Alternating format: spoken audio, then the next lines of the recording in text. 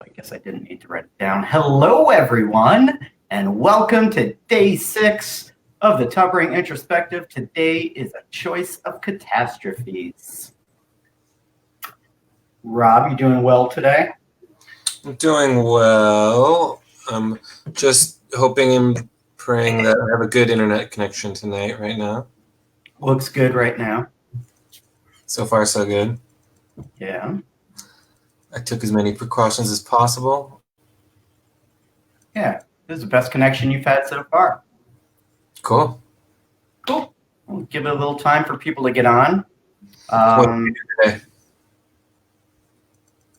Big news in our circle. We were just discussing it with our movie review club. Mike Hickey has left the movie review club. He announced it today over text. I don't know if he's in here, but he's got some splaining to do. Just doesn't have the time to watch 2 movies a week, I guess.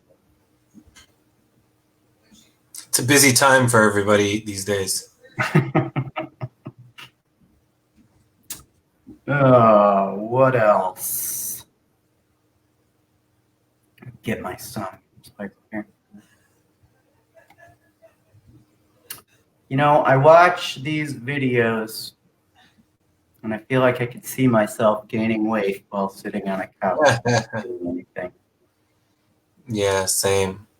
I think the quarantine does that too, no matter what. It sure does. We were doing pretty good, going on walks up to the observatory all the time. That's a workout, but we can't do that anymore. Then they closed the observatory. When they first made the order to stay inside, they told us out in California, but go out and hike, make sure you get some air and everything. So we took them at their word and went up on our normal hike to the observatory. And apparently everyone in LA also had the same idea. So we were part of the problem. They had to close the parks the next day. There was a picture of all of us there. We would be the kind of people I make fun of right now. We did that. Wasn't our fault. They told us to go out and hike. Yeah, we got in like the last hike before Griffith Park closed, like literally, right? We went on like a Sunday and it was closed on the Monday.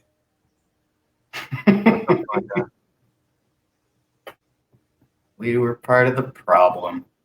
What else do I got to discuss?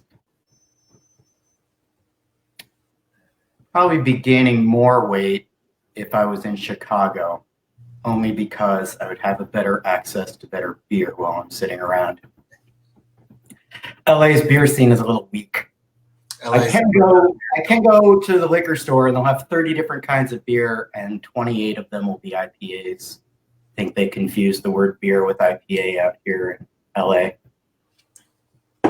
Few stores. There's that Pink Elephant store that the whole place is painted like a bottle of Delirium. But when you go in there, they only had Delirium Noel the last time I did. That was in March, and that's a Christmas beer. And they had plenty of it, which means no one else was buying it. But I guess supply and demand, they were doing the right thing. And I don't know if I have the will or the stamina to single-handedly start a craft beer revolution here in LA. I'll make do. I have never set foot in Pink Elephant as long as I've lived here. It's the liquor store that's right around the corner from Kevin and I. And I just have I've never gone into it. I get everything either from the supermarket or Bevmo, which is like our version of Binny's, although Bevmo kind of sucks. Or order online. There's places I've found them, stores. We live by Blue Palm, which I like the feel of that place. It's got the cavernous bar, different kind of beer vibe to it. But they're all closed right now. Do they take out beer right now? I think they do. I don't know. I don't need any more excuse while sitting around. Well, it has been 5 minutes. I think we can start. Let me get this going here. So welcome to our Choice of Catastrophes introspective. Got anything to say about I guess we should mention Time Off. We put out our last album in 2010, and this one came out in 2017. Rob came out here to LA, and I don't want to speak for you, but I think your portfolio speaks for itself. You were out here producing and writing. I wrote one song during that 7-year period, and that was a little electropop song that I wrote for my wife when I asked her to marry me. I recorded that, so nothing else. Anything you have to say about that? About the Time Off, or about going into the album? One or two things more to say? Sure. Well, I mean, the big obvious one is this was funded by Kickstarter. How did we get the idea to do this? Why did we decide to do this? You did. You wrote me and said, let's do a Kickstarter with the greatest hits. Kind of like you wrote me and said, hey, let's do a webcam. And I'm usually down for everything right away. So I said, okay. And we were going to initially just do an EP, right? It wasn't going to, Choice of Catastrophes wasn't supposed to be a whole album. It was like, we were going to put out a Kickstarter funded greatest hits double vinyl just for the fun of it. And not even a double vinyl. It was just going to be a vinyl. And I think our first thought was we could just get together and do some, just you and I kind of tubbering stuff, few songs. Yeah, we didn't think we were going to like get like a whole, the band members back and do stuff. I think, we were just planning on doing like 2 or 3 songs, the two of us. But then the Kickstarter went so well, we decided to like turn it into a full-blown thing. I think even after the Kickstarter, though, we weren't planning on doing a whole album, right? Like, we weren't. I kind of had it in my head the whole time, but I didn't say anything. And then it worked out the way I hoped it would. But I was thinking we could squeeze out an album. Wow. Well, we did with massive help from one of the perks of the Kickstarter was you get to pick a cover song, right? Yeah. That we would do, and we weren't going to put those on the album originally. They were going to just be privately sent to the people, and then they could share them whether they wanted to or not. But we realized if we had like 3 more songs, it would kind of make a proper album. So we asked the Kickstarter backers that had paid for these custom cover songs if they would mind us putting their songs in the album. And I was thinking they were all going to say no because they wanted like a special Tubbering song just for them. But they all said yes. And so they all went on the album, and that helped us make a legitimate length album instead of like 7 or 8 songs. I'll get into that more at the end of our review. Okay. So I guess some other technical informations. This is our first release, our only release that was no physical copy. Is that right? Yeah. The only way you would have this is via download or stream.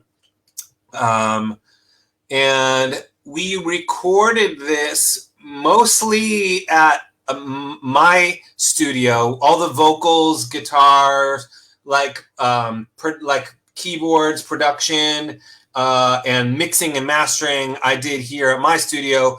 But then the whole band did like the drums, the bass, and we wrote the album at a place called Serenity West, which is a recording studio really close to where me and Kevin live in Hollywood. We live in Hollywood. It's like walking distance from our place. It's an amazing recording studio. I've worked at a lot of the studios in LA and a lot of studios around the world, and it's one of my favorite places to record drums and to record anything really. It's a great place. They got a big Neve board. They've recorded Adele, Justin Bieber, Rihanna, Snoop Dogg, Justin Timberlake, Britney Spears, Danger Mouse, like all sorts of cool stuff is recorded there. Then they got lucky and got to record Tubbering. And then Tubbering, big crowning achievement for them. And so the lineup on this record was Kevin and I, and then we had Patrick Windsor play guitar. He played guitar on the previous album, Secret Handshakes. And then we had Jason Fields, who was our bassist for Drake, Fermi, and Zoo, come back and play bass on it, which was awesome because we hadn't played with him and seen him in a long time. And then we actually had two drummers come and join the recording of the album. Mike Gilmore, who had played on Drake Equation, and then we had Sean Motley come, and he didn't play on any of the albums before that, but he had toured with us on our Secret Handshakes tour. And it was awesome. The coolest thing about having this lineup, it was like every single one of these people was mega creative. And this was the first album that was like, I mean, it was like equal parts input by everybody. Like all six of us were writing, like not only our parts, but giving other parts on some things, or like giving production ideas, or like when Mike Gilmore wasn't playing drums, he would play keyboards on something, and when Sean Motley wasn't playing drums, he would play, you know, guitar or keyboards on something.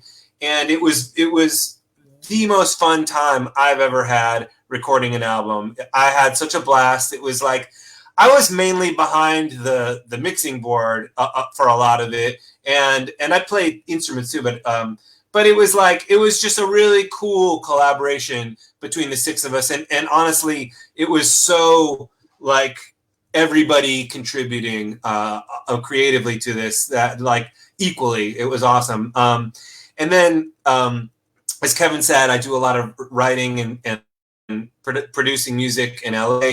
I work with this horn section a lot called the Hollywood Horns, which are these three guys, Paul, Kyle, and Mike, and they came in, and I use them like on all my records that I produce, on a lot of them, because I use brass sections a lot.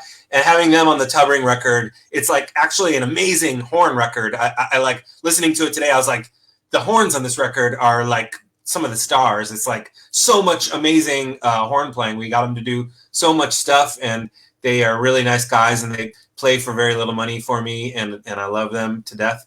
And I hook them up with union gigs whenever I can.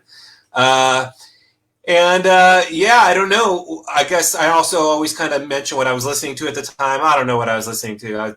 I wrote down Tame Impala, Perfume Genius, and Sufjan Stevens. But I don't know that any of that really comes out in the album, but those were probably three big ones then.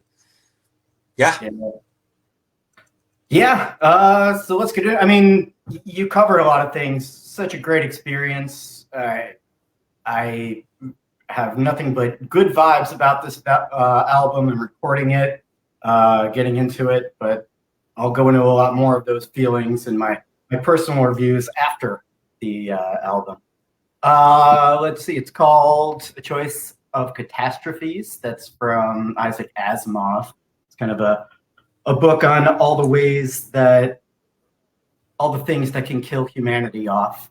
The theme of this album is kind of different. I went straight for the humanity is the best. Like if it was the great filter where the world revolves around us. My original idea for a title was Omega Point, which everybody in the band told me was bad, and I agree with them now. I'm glad they told me that.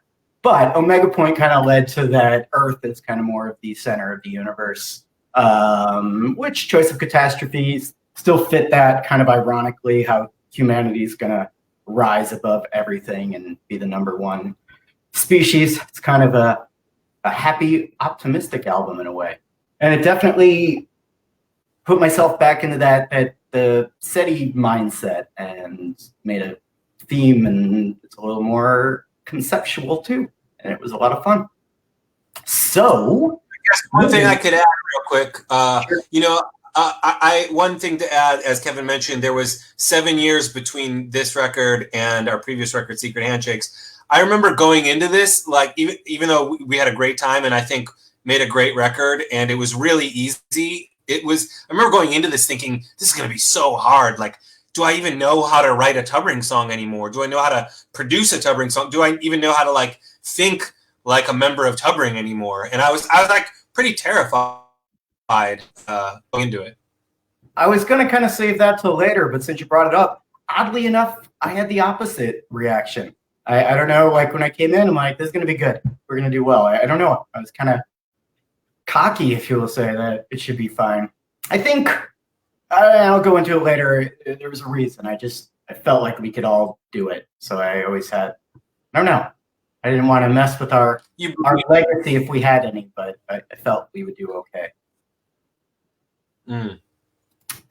Okay, so let's get into song number 1, Time for Me. Well, actually, that was a perfect segue. This was the first song you sent me, Rob, before we even got together to record the band. And once again, hadn't written anything forever. At that point, I was curious how things would go. And I was able to get back into the kind of tubbering mindset immediately, and it got me excited. So it's kind of added to a little more confidence going into this album, like we could do this again. Yeah, lyrically, I think it was nice to kind of set the stage for the album again. It's kind of about things progressing while you're away, and progress doesn't stop, which sounds self-referential, and I'll deal with that now. A lot of our songs, like none of the songs are actually self-referential. They're not really about the band. It's gonna coincide with reality a bit, of course, because that's what I'm going through. So if I create a character or a narrator and it does coincide with reality, there's a reason for that. And all right, thought about that. Like people ask a lot, is it about the band? And it's like, no, a little bit, yes. Just because you kind of write what you know. But I'm definitely I'm aware of if you write something like, God damn, it's good to be back, and the band's been gone for 7 years. It's both about the band and about the character in this. So songs tend to have double meaning. Rob? Yeah, I don't have much to add. I love the song. It was kind of written classic Tubbring style, where Kevin got the track pretty much as it is now in the mix, and then he wrote vocals to it. This one was one of 2 on the record that were actually kind of just me and Evan. And I thought this was kind of probably how the EP was originally going to be before we decided to do it full blown with a band. It probably would have been a whole bunch of songs that sounded like this. But then we didn't do a lot of that since we decided to like make it a whole like legit record. Yep. All right. Moving on. Reevaluation. So I said earlier in one of our things that I've always wanted the robot songs to be first. And this is a robot song. My new robot songs all start with R-E. So if it's re something, that's my new naming style. Let's see. In Rebirth, the robot kind of realizes its mistakes and its own ego, and it turns itself back on. This one is kind of trying to ingrain itself back into humanity. I put a fine point on it being a robot song, and I say, I already told you who I am. I am the robot. It's kind of a new outlook, which fits in the theme of this album, that humanity, while technically weak, is going to outlive the robot. So it's made peace with this, and it wants to achieve its goals and help humanity with its evolution. And I've been oversimplifying a lot of the songs because it's easier to do on something like this. But as I go over things, I think about them later. And definitely the robot is an allegory for technology, but I don't have a fatalist view on that. I'm not thinking like Skynet that is going to take us over. I'm trying to write this positive technology will help us until we almost don't need it anymore, which seems like such a faraway concept. But that's the story I'm telling now with the robots. Rob? Yeah, I love this song. It reminded me, Patrick, the guitarist, kind of brought in the bare bones of this, and I really liked it. It reminded me, that first riff reminded me of The Refused. And I think this is the first song we wrote in the studio on the first day of our studio sessions. And yeah, it feels like a good opener. It's short, like lots of energy. That's kind of how we like to open a lot of our records. And it just kind of, well, it's not an opener, but it's like at the beginning. And I think it was going to be the opener. It was. And there's another time where I trust a group opinion every now and then, and said Time for Me makes a much better opener. I think immediately I was like, oh, I don't know. And then I listened to it, like, of course it does. I don't know why it's perfect opener. So we moved that. I did like the idea. Are you done talking about this? Yeah. I did kind of like the idea, though, of this next song being second, because it was such a weird song to maybe put second. And even third, it's a little weird to put third. It seems like a later album song, but I kind of liked that difference. So, Without You, this song, when Rob first gave us the rough track of Reevaluation, he kind of put the music to this, not full length, but about a minute of it at the end of the song. And it was about a minute long. So, of course, I wanted to write lyrics to it, because something else with this album, just I wrote wall-to-wall lyrics. In fact, a few times when I think and I'm not singing in the songs, I actually had lyrics, and you're like, why don't you hold off there a bit? So a minute without singing, I started writing, but yeah, I liked it. So you're like, I have a full version of it, and gave us that. I wanted to go somewhat kind of, it's something you had said earlier about, writing inspired by someone, trying to rip them off, but it ends up sounding nothing like them. I was listening to like Chance the Rapper at the time, so I was trying to do his kind of flow over something instead of White Boy Rapper, and it sounds nothing like Chance the Rapper, but that works out as a happy accident then, and it sounds like you. I didn't say what it was about. I think it's pretty self-explanatory. Someone brought it out that, yeah, I guess I kind of ripped you off with Cryonic Love Song. Yes and no. This one, it's not about not wanting to go into the afterlife without someone else, and it's a love song. It's not wanting to go into the singularity with someone else when all minds melt and you experience things through your own brain. That's solipsism, and I don't want to go into that realm without the person I love. Love song. So it straight up is a love song. I thought it was like a double, more of a kind of like I thought the love part of it was like the subtext, but you're saying it's like the straight up love song. Yeah. Okay. Wow. Well, yeah, this is one of my favorite Tubring songs of all time. I think we did a really good job on it. It's really cool.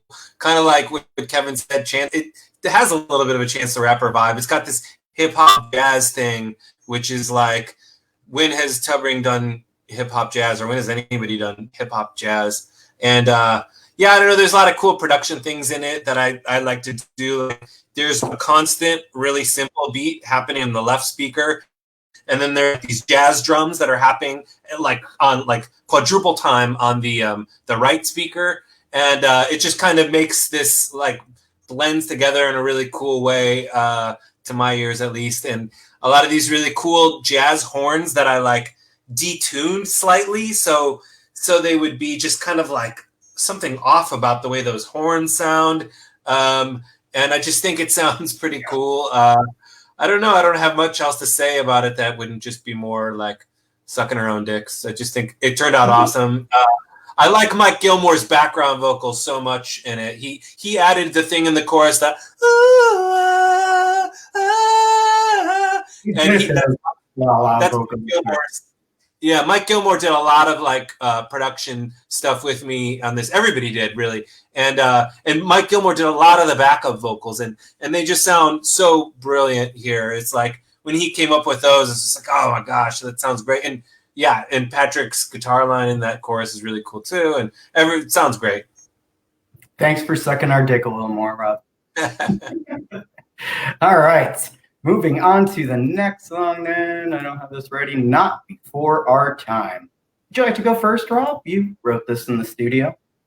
Sure. I mean, I guess I kind of started it, but really it was like all of us, I feel like, writing together. I think, yeah, this one was funny because I wrote the keys on piano, and that's how we played them in the studio. But then, like, when I got the like rhythm section and the stuff back to my studio, realized like grand piano didn't really sound very good on this, and so I think I like kind of freaked everybody out when I gave them this demo back, and it was like all these like synthesizers and like weird fuzzed out guitars and stuff instead of the piano, because everybody was used to hearing it that way. I didn't know it was like, man, are they going to hate this because they're not used to it? But it seemed like everybody liked it, and I think it turns out good. And I can't even imagine what the piano version of it sounded like. I have it. Actually, I'll go into this later, but I was looking for demo versions of all our albums to give to you guys, which I'll do at the end of this. But I didn't really have anything for Choice of Catastrophes. The only thing interesting I had, because we didn't really demo it, just went in. The only thing interesting I had was the original version of this with the band playing. And I think it's kind of interesting because it does sound different. It shows the band is good, and then also shows off your production to hear what a song could turn into. So maybe I'll put that out sometime. I think again, Mike Gilmore does a lot of these like cool background vocals in it, and they're amazing. Patrick, the guy that played guitar and helped produce and write on this album, Patrick Windsor, he's like my favorite guy on guitar ever. Whenever I have to hire a guitarist for the music that I'm working on in LA, I try to hire Patrick, and he does a lot of really creative stuff, and I think he's kind of a genius. And this is absolutely my favorite guitar that he's ever played on anything I've ever worked on. Like the stuff he's doing on this song just sounds so cool. And I think we dialed in that fuzzy sound together. Yeah, and I love the drum fills in this. That I think, is it Gilmore playing this or is it Sean Motley? I think it's Gilmore. I'm almost sure it's Gilmore. The drum fills in this are just like these long tripping drum fills. They sound amazing. And then the last like section of the song where everybody's playing, including a full horn section, and it's like one of the greatest, most epic tubbing moments out of any of the records, in my opinion. And this song too, lyrically, that a lot of people think it's about the band. It's not. This is another love song. This is a song about my wife. Just different things, different personal experiences, kind of broader sense of enjoying life while you can, and I will grow old together, but not before our time. But if you want to think about it, that it's about the band, and I'm sick of hearing that we were before our time. It could be about that too, but it's mostly about my wife. All right. Next song. Yeah, Proper Funds. I'll start on this one. So, that's another one where I thought it was obvious. I guess not so much. I've seen a lot of people discuss what it's about. It's kind of simple, I think. It's about a kidnapper calling the loved one of his victim and asking for a ransom. And the vocal effects there, because they're talking over kind of a voice disguiser while they're telling about the ransom note they sent, hence the cutting out the letters. Heard people say there should be more to the story. It's a scene. It's just the kidnapper calling. You can invent a beginning of when this happened or how it ended. To watch the movie Ransom or Mr. Show with the kidnapper skit. It was inspired by that. Do I have anything else to say? Yeah, that's it. That's all it needed to be. Rob. Yeah, this was the other one on the record that I kind of did on my own before we all got together as a band and sent to Kevin. And I remember I made the track. It's pretty close to how you hear it in the mix. Maybe it doesn't have all the bells and whistles.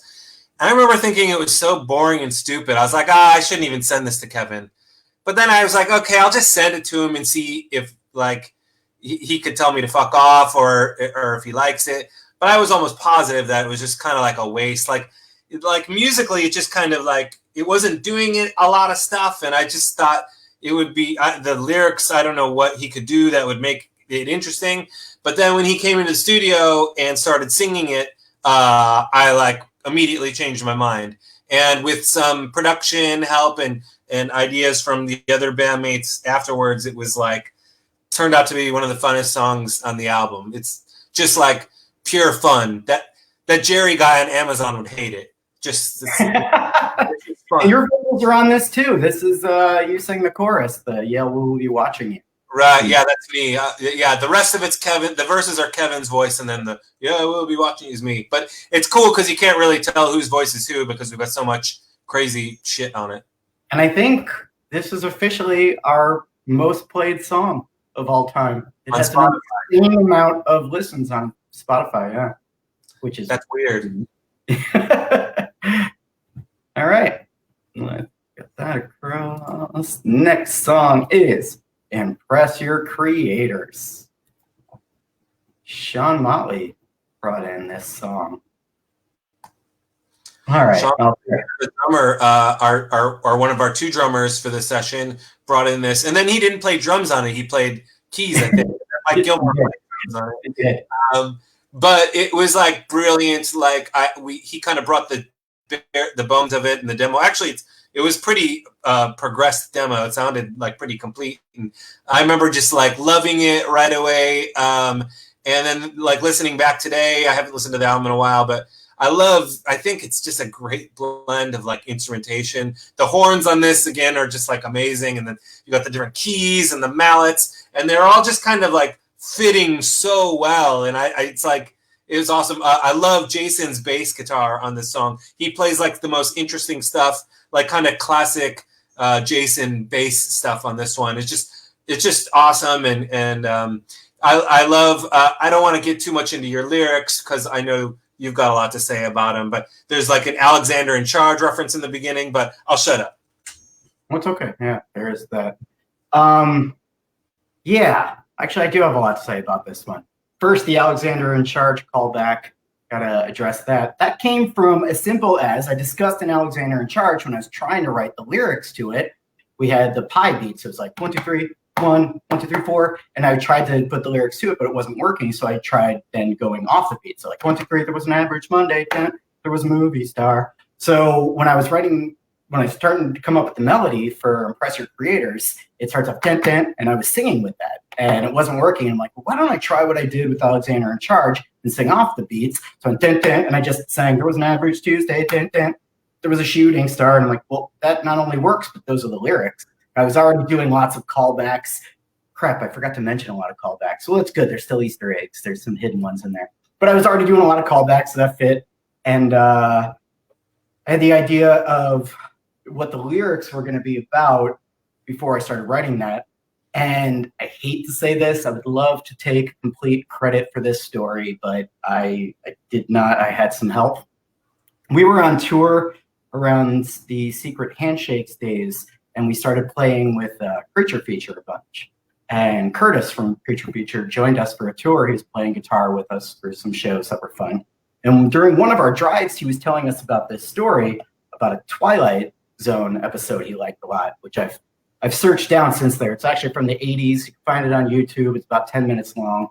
And the story was that these aliens come to Earth and say, you're not really suitable for the universe. We're going to destroy you. And the humans are like, no, give us some time. So they work all night, and all the leaders of the Earth wake up the next morning, and they're like, we came up with this treaty. We're all going to work together. We're going to work on peace. And the punchline of the Twilight Zone episode is the aliens are like, well, no, you got us all wrong. The universe is harsh, and you'll get killed out there. Your problem was you were too weak to survive. So, wah, wah. So I loved that story. And when this came around, I kind of changed the punchline that the humans figured it out beforehand. And when the aliens came and said, get your shit together, they said, okay, and worked together for destruction.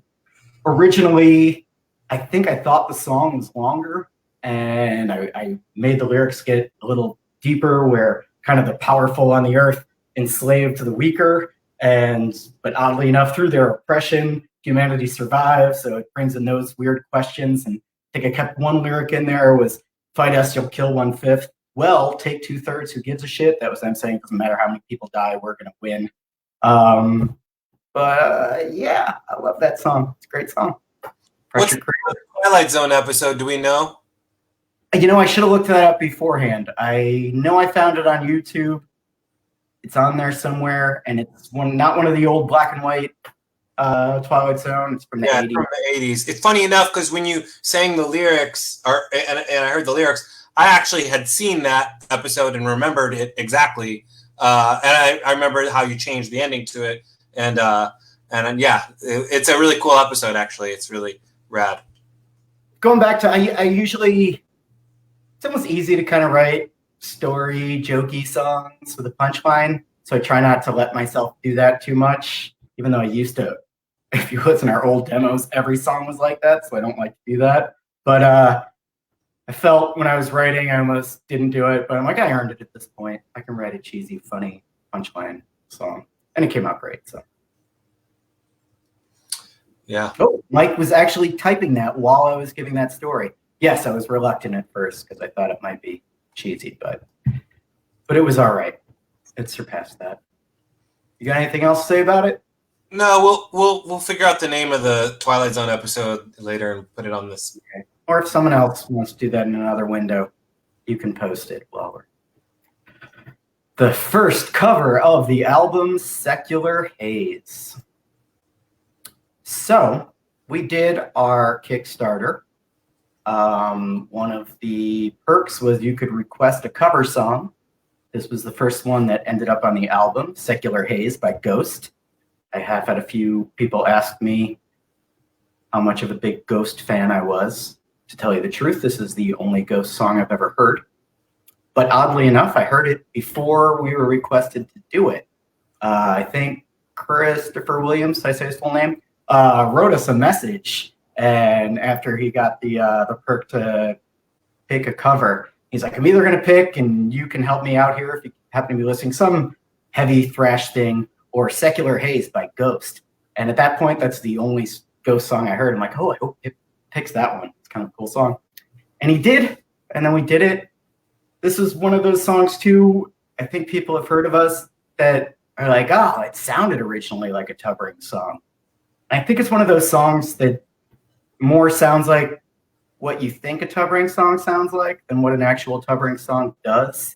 And I really liked what Rob did with it at the end because it wouldn't go the way you would think we would with a song like that. It all weird and kind of creepy, which is very un-Tubbering-like, which I like.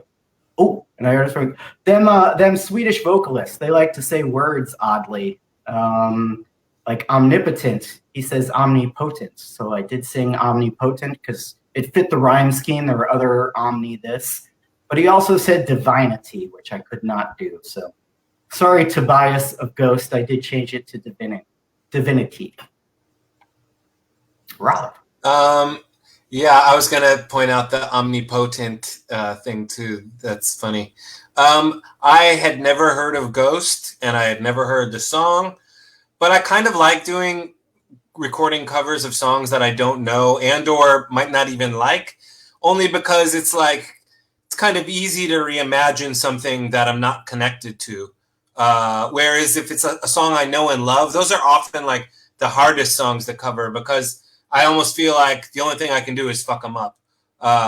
But since I was kind of totally unfamiliar with the song and the band, it was like an easy, fun one to do. And I have like a favorite acoustic guitar of all time, and I use it on all my records that I make in LA these days, but I had never used it on a Tubbering song because I bought it while I was in LA, and I got to use it on this song, and it sounds fucking brilliant. It's like the best sounding acoustic guitar ever, and it's like cheap and it's banged up and it's old, but it sounds so awesome, and it was really cool to put it's my favorite instrument I own out of all the instruments I own, and it was cool to put it on a Tubbering song because it's like kind of near and dear to me, and it sounds awesome on it. It's like great.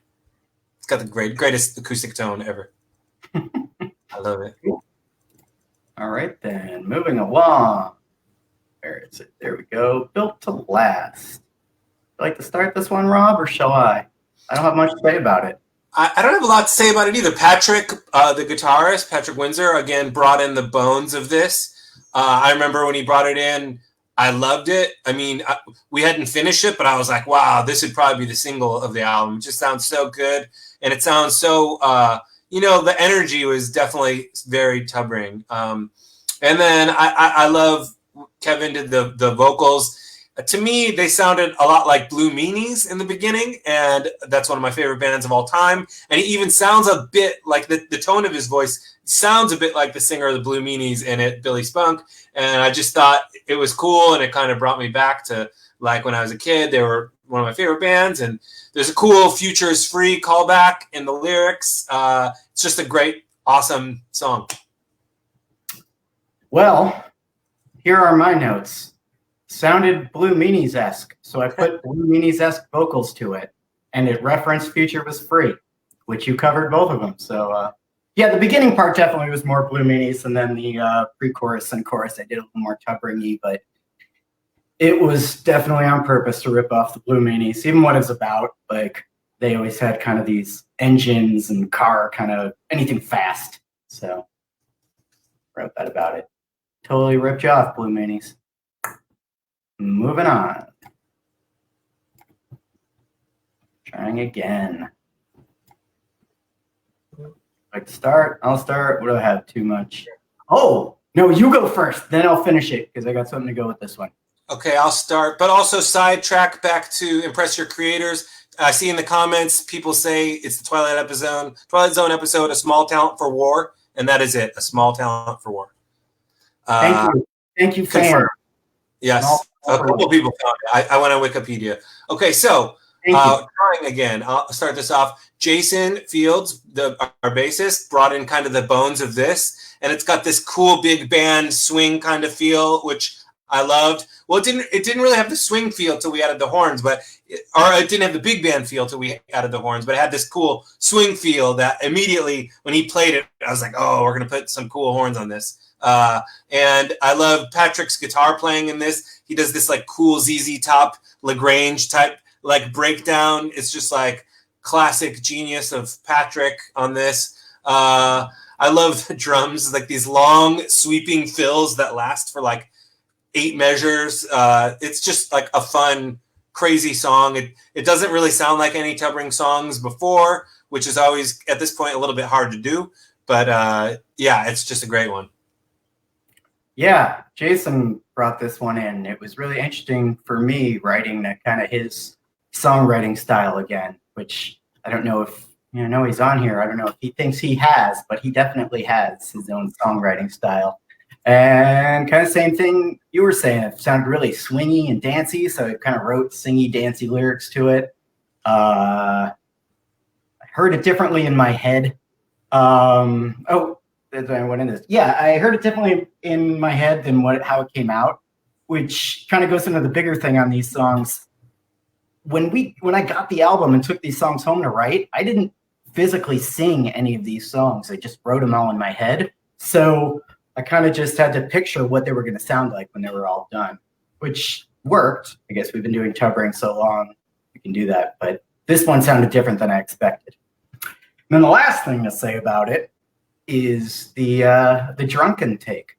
We were recording the album, and we decided to have a little post-recording party one night, and we all drank a whole bunch, and then I don't know if it was my idea or everybody's idea to let's go in and see if we can finish this song right now. We're all in a great mood. And there's the drunk recording. Rob, do you still have that drunk recording? The video or the audio? The audio. Because the answer is yes to both. Okay. Can you put that out and just find like the worst take you can get? Like embarrass me as much as possible. And Probably. You can put out. All right. We'll see if you can put out the drunkest, worst take of that possible and embarrass me as much as you can. I'd like to add to that story. That's the same night that Kevin allegedly slept pantless on my sofa. My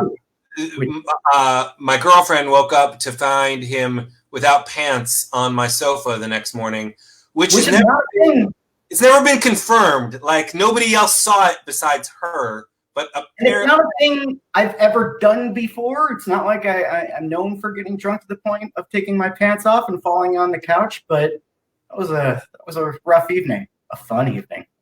So we burned the couch regardless. All right, yeah, I would have.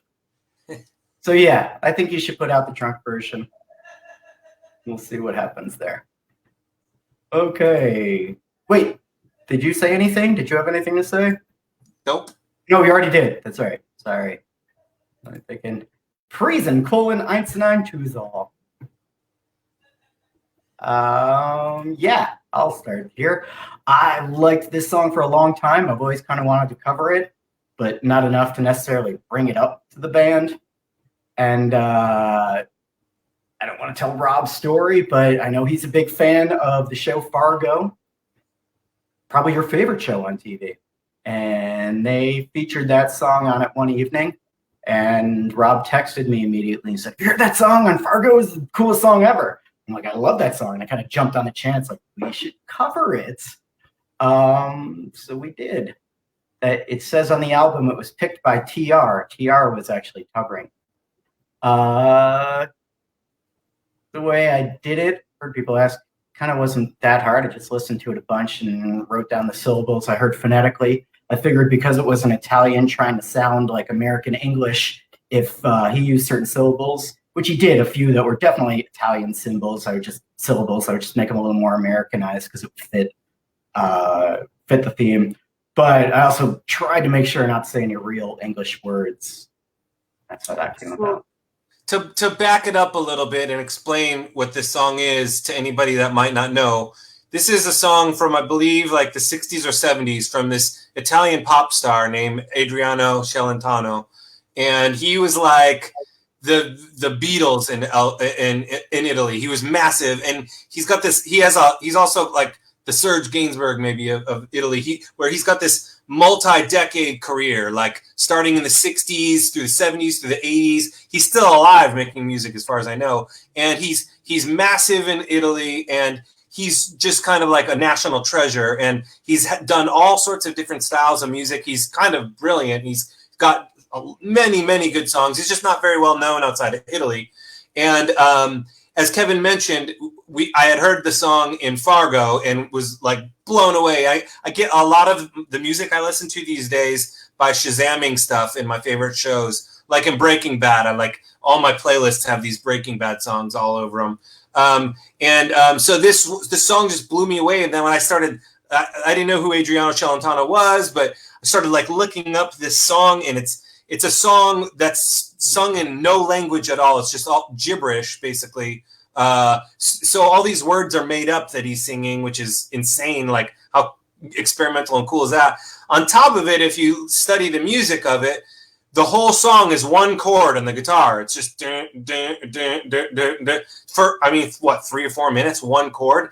And then also typically like a pop song has a snare hit on the 2s and the 4s. You know, it's like 1, 2, 3, 4, 1.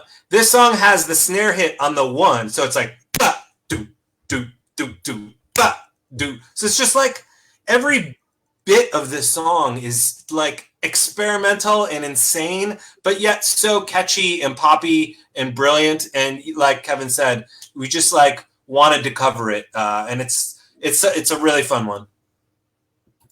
This was actually kind of an inadvertent ripoff of Mr. Bungle. Once again, if you want to call us a Bungle ripoff. They covered 24,000 Kisses, Baci, by Adriano Celentano during the Disco Volante tour.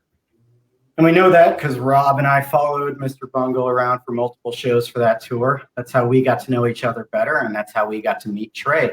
So take that, haters on the Bungle message board. Maybe if you showed a little initiative, you could have Trey produce your album too. All right. Moving on to the next song, The Doubters. So I kind of had the song title in mind here and what I wanted the lyrics to kind of be about and to fit into the album. And when we did our Kickstarter, one of the perks was sing on the album. And that could have went anywhere. Could have been someone that couldn't sing at all and you could write some chanting vocals, whatnot. And Mike Gilmore brought this song in. It was complicated and weird. I figured that would be a good song to have someone come in and help sing on. And Derek Sammons of When Towers Fall was the person that got that perk.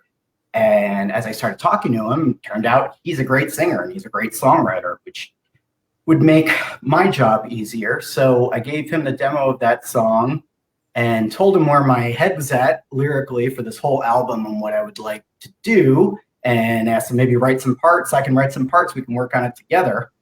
And during the month and a half or so, I had to write all the lyrics for this album.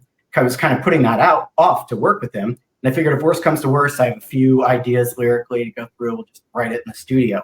And Derek came in, pretty much finished the lyrics almost completely to that song, had vocal melodies to it, just went above and beyond. And then Mike came in since he wrote the music, and they did this kind of like growling Blood Brothers thing where it's the two of them singing this like heavy back and forth. And then I come in occasionally on the verses, but That's another one, which is a crazy collaboration almost. I really liked how it turned out.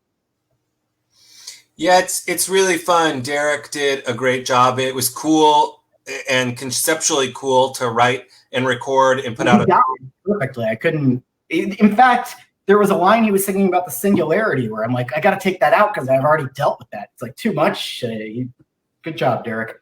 Yeah, and how many times have like a fan collaborated with a band and then they put that on an album? The whole thing is just kind of like an awesome, like, hey, it's like just fun. It's just a cool idea. And I also really, again, like Mike Gilmore, our drummer brought in the bones of this one. And Mike Gilmore was the singer of this really cool band called Hunab Ku for a long time. And he's a great singer, so not just a drummer.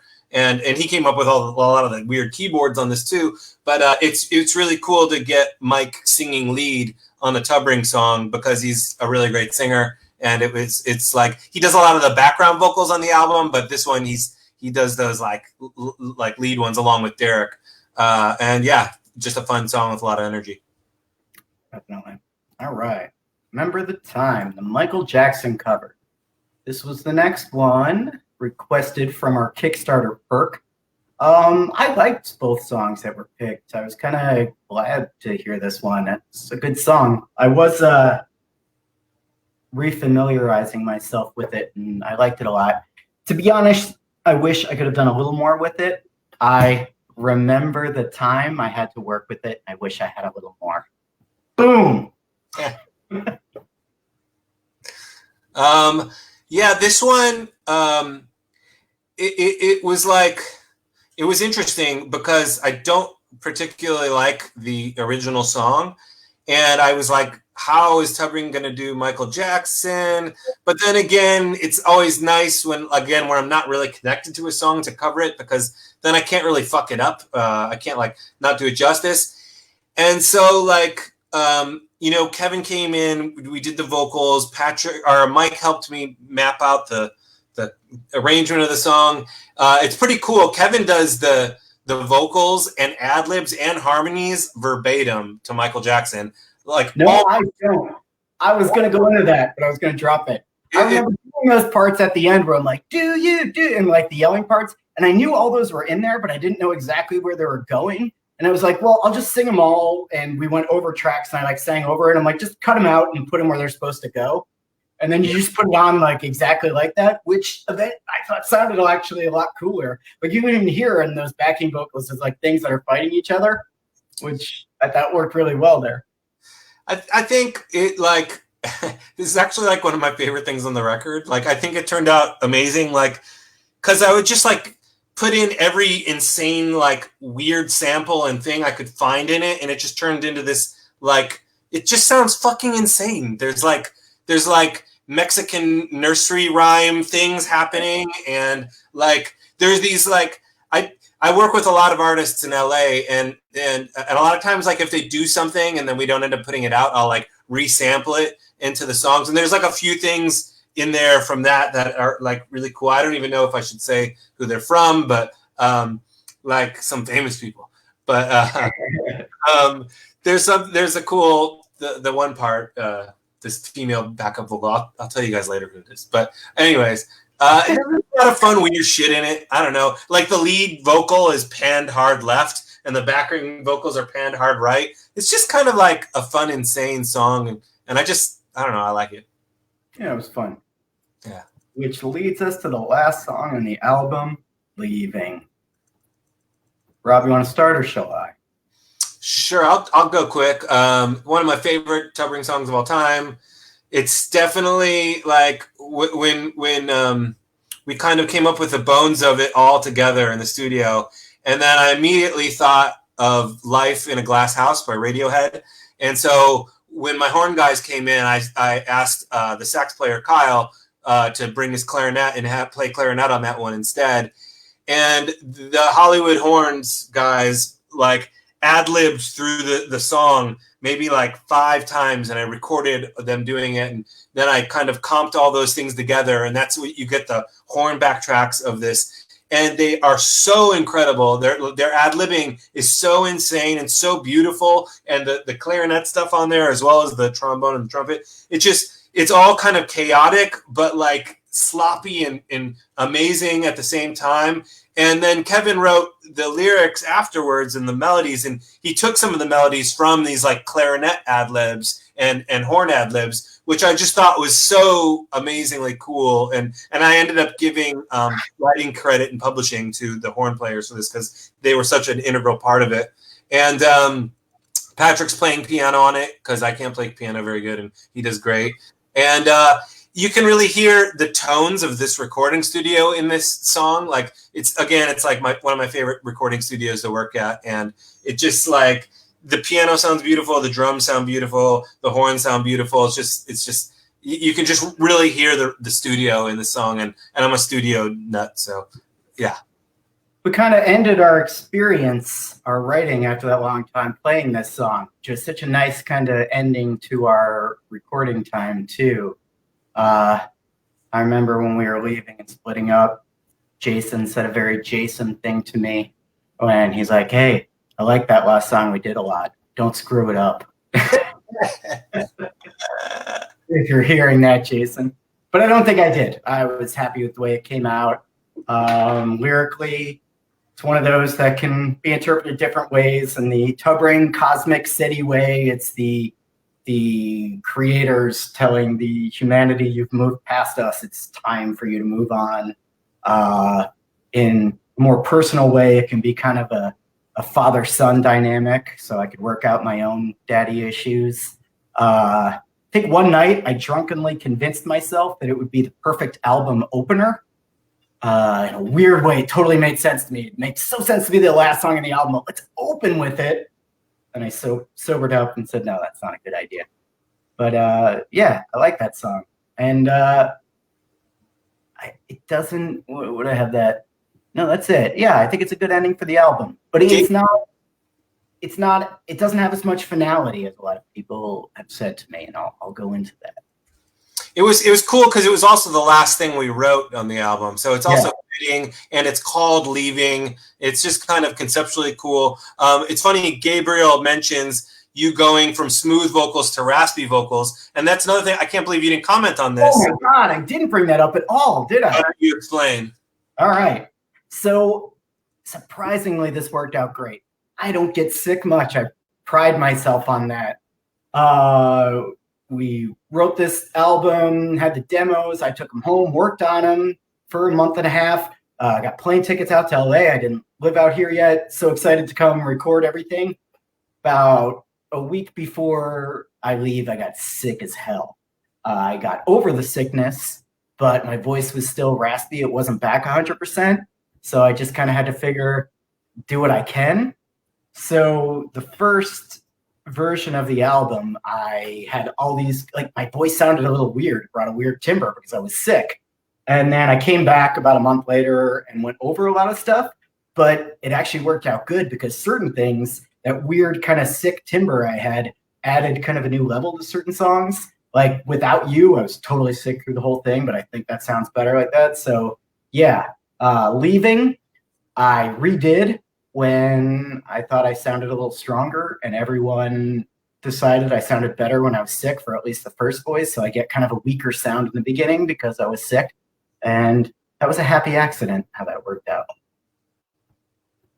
Yeah, if I remember right, it's like the first verse of Leaving is your sick takes. As soon as everything kicks in, we use the more full voice takes. But the first one, when you made the demo, everyone's like, it sounded better before. And sick takes. Cool. I guess that wraps up the play-by-play on the tracks. It does. So now I guess we can go into it more. So yeah, Choice of Catastrophes. Let's open it up to questions. You can come up with them now. What do I have written here?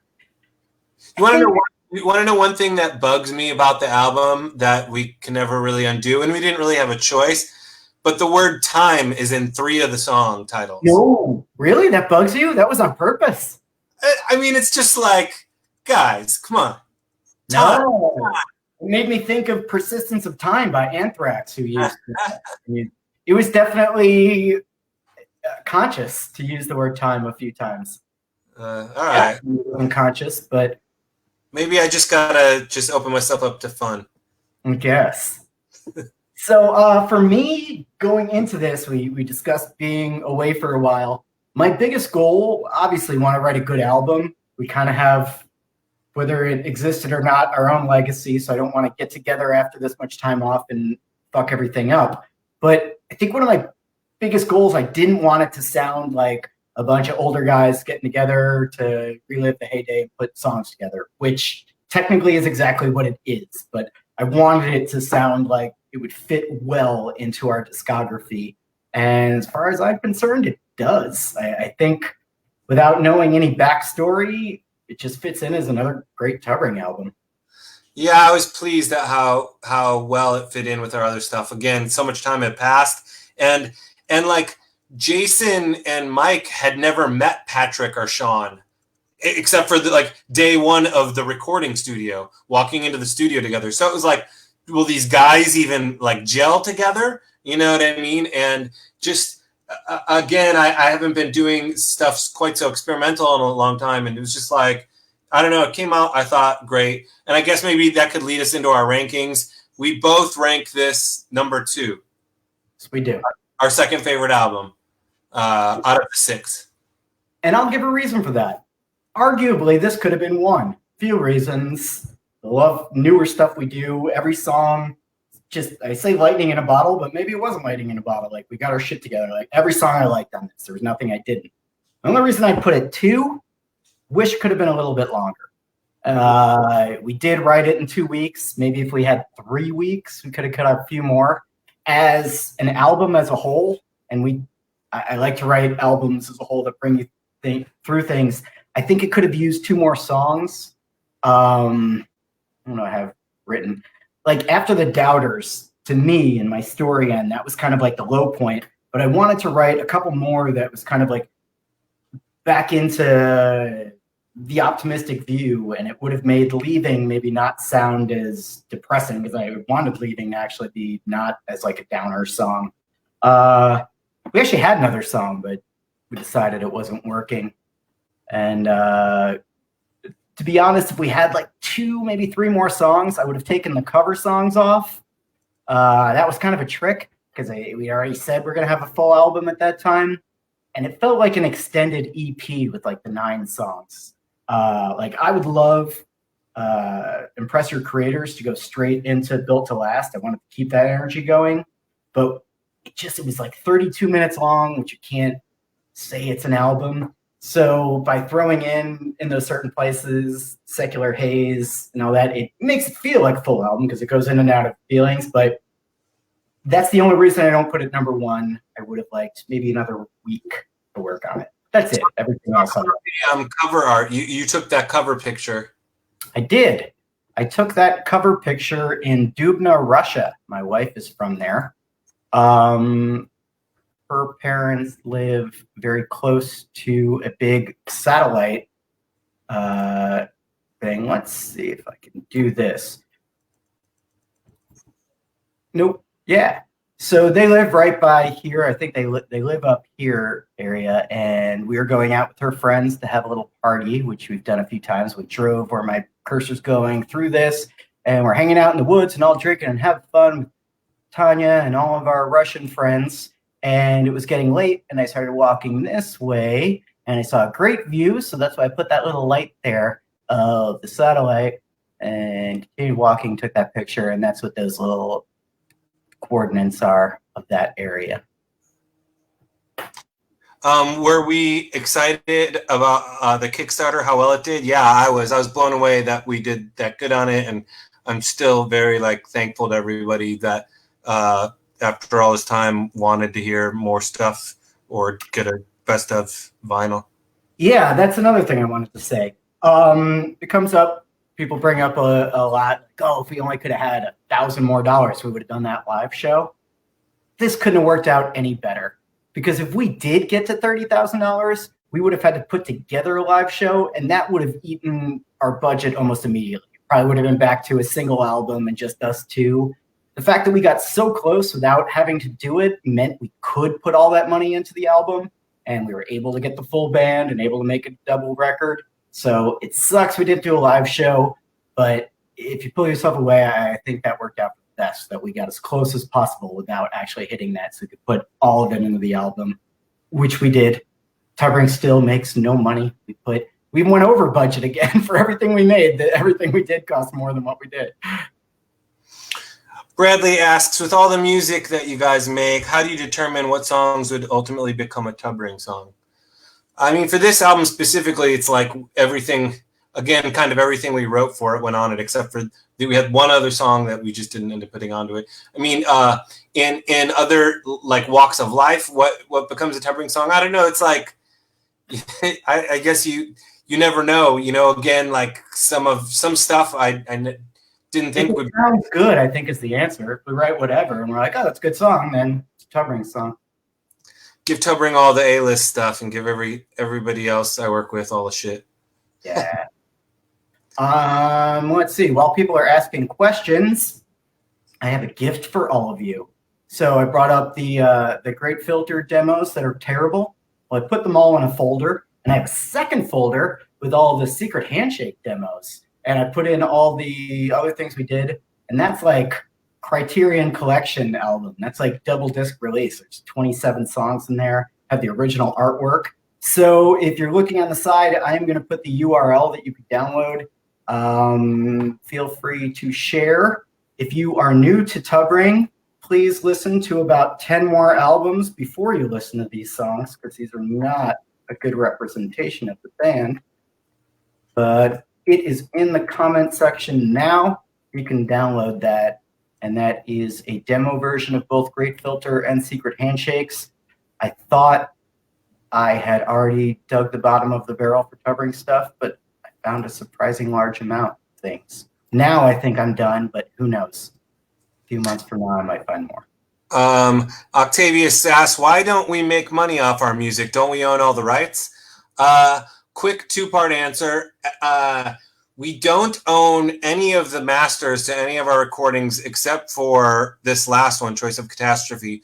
So we're not making any money off of any of the old ones. And actually, the first couple, we should own the masters again legally, but the record label that put that out, we don't talk to them anymore. We're not friendly. So they're just going to collect money on those masters all forever. And the other thing is there's just not a lot of money in music. Again, we didn't put this on a physical thing. It's all streams. We don't really have that many fans on the planet, so there's not like millions of streams coming in. Plus, you got to split the thing 6 ways after it's done. So there's just not a lot of music or money in music. But I mean, also take it into consideration. If you want to rehearse, if you want to record, that stuff all costs money. It costs money to get a practice room. It's just kind of a big money pit. And no matter how you look at it, for a band our size, that's the only way to do it. Explain it. It's a labor of love. Labor of love for sure. Any other good stories about recording this one?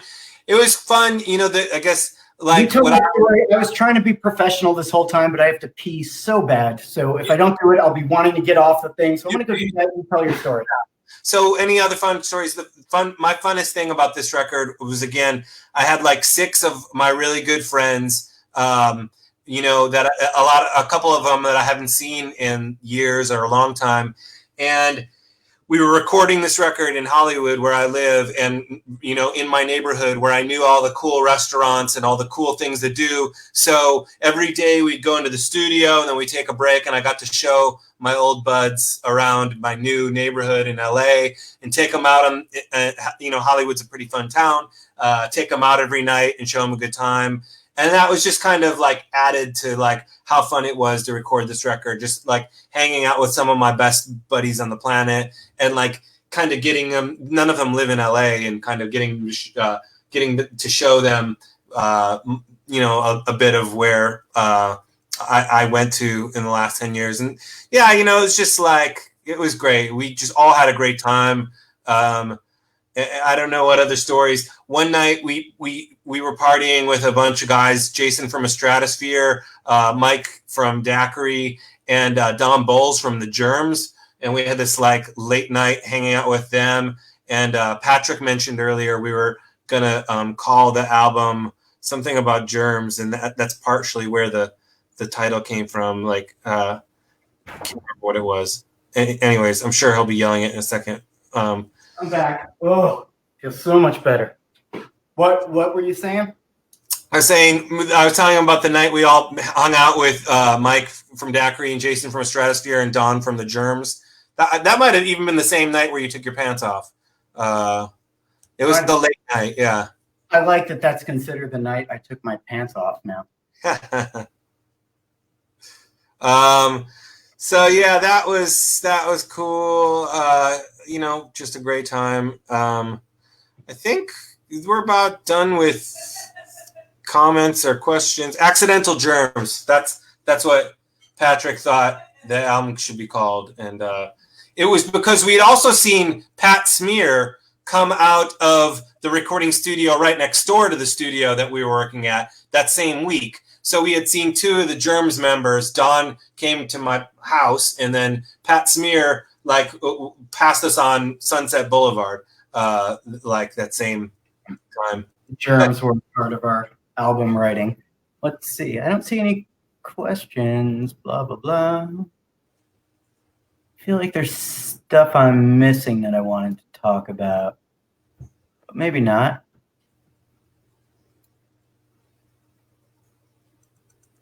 Next time Kevin came out, we partied with Don. Yes. Well, I think we did good tonight. I mean, there's not so much hidden stuff about this record, more stories. That was it. I mean, we just did this one a couple years ago, so this one's pretty fresh. But the Warden motif, Kevin, throwback to last episode. Is there still a digital copy of the Cerebralist Guide? Yes, I put it in with the Secret Handshakes folder with the demos. I also put the original artwork for the album, which was so much better than the artwork that came out. There it is again. You can download it.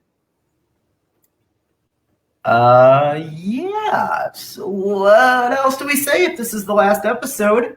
I'm going to put you on the spot then. We've bandied around. We've discussed bonus episode or bonus episode 2. We'll have to figure out what that would be about, but if you guys are having fun, it's not like I have much else to do. Maybe we'll do a bonus episode next week and invite some other members and or friends on. Maybe. Still, I'm doing it alone then.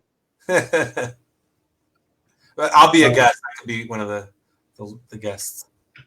Of course, people are going to ask, so new album. It's funny, we do this. Rob and I hang out and talk every day. We don't have anything new to announce. Actually, okay, technically. So I have another project called Pretty Deep. It's me and another producer. And Kevin just sang on one of our tracks. And that's coming out on an EP in next month. What's next month? May. And so that's kind of almost like a Rob and Kevin song. There's only one other guy. So it's like that'll be kind of a new thing we did. Yeah. I mean, once again, we're so weird how we don't discuss anything. We discuss things more in front of people than we do normally. I assume we'll write something else kind of soon. It makes no sense not to. We live here. We have a great band at our disposal. I think if we do another album, or when we do another album, we discussed our rankings, how we both have a divide between 1, 2, 3, and 4, 5, 6. I think we've afforded ourselves another 4, 5, 6. We could take a little more chances, maybe make a few more mistakes. I think we could allow ourselves something like this. Or maybe we'll just knock it out of the park again. That's about all I have to say about that. Yeah, me too. And I'm tired, so I'm going to go. Okay. I probably could have held my pee for that one. Well, thank you once again, everyone, for visiting us. I hope you had a good time. This was so much fun for me. It gave me something to do. Rob, hopefully you're having fun. Having fun, yeah. Maybe we'll do a bonus thing. We were trying to figure out what we would do as a bonus thing. Maybe a Super 8-Bit Brothers one, or maybe one with other members. But we'll talk about it this weekend. We'll talk. We're having a Zoom party tomorrow night, and maybe we'll discuss our movies. But Mike H will not be discussing his movies because he left the movie review club. Yeah. All right. Well, thank you so much, everyone. We will be seeing you. Enjoy those little demos I put out. Thanks a lot.